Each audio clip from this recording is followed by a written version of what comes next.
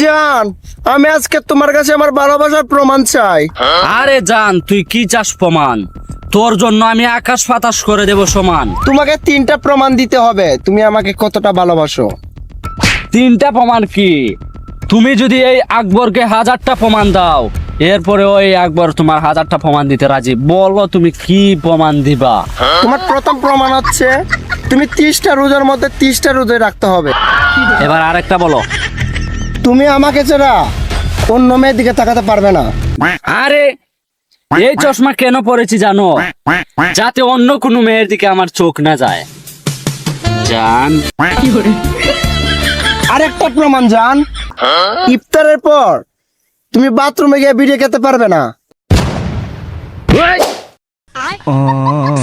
বাথরুমে গিয়া না খাইলে আমার হাগ হয়ে কিলার হয় না।